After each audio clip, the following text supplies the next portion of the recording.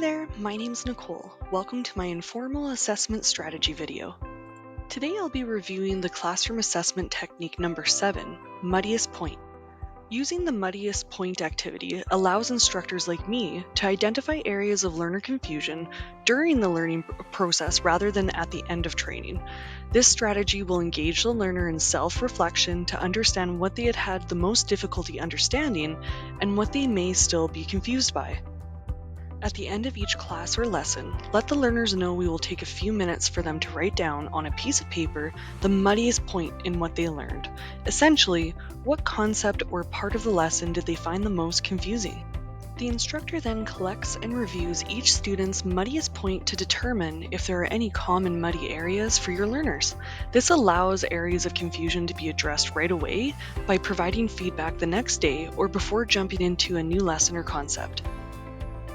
Muddiest point is a simple strategy that works best and is typically used at the end of a lecture, presentation, video, or a reading assignment.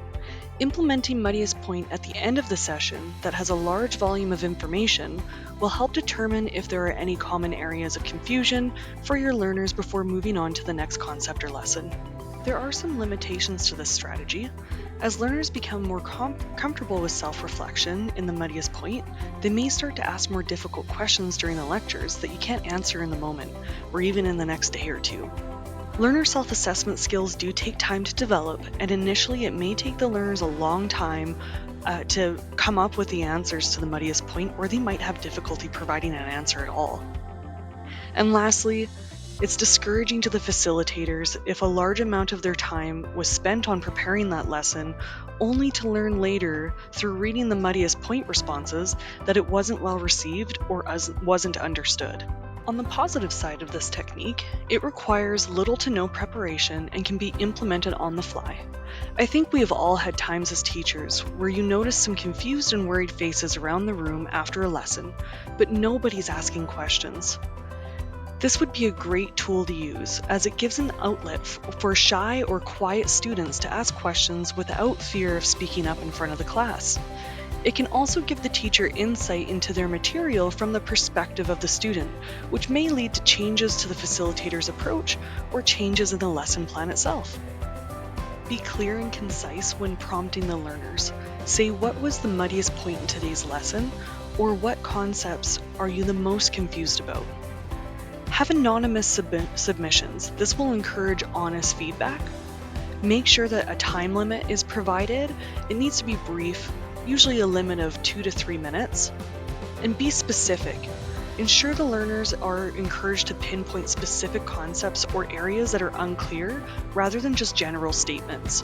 For example, if I'm teaching my learners about rebates that we offer, for upgrading appliances or maintaining them, a response that says, "I don't understand rebates," is too general and doesn't paint a clear picture of where I need to support my learner.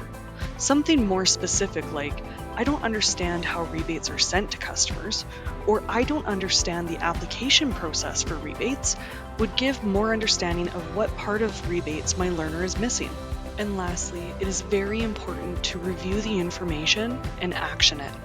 After reviewing the collected responses to action feedback, I would discuss the muddy areas in the next class in more detail and include new examples to make these areas clearer. I recently tried this technique after a lesson I was teaching about natural gas appliances. A couple of my students' muddiest points were not understanding what a furnace was or how it works. The next day, at the start of the class, I played a video I found on YouTube that had a really great explanation and a visual of what a furnace is and how it heats your home. The video cleared up a lot of the confusion that was in the classroom. Thanks for watching!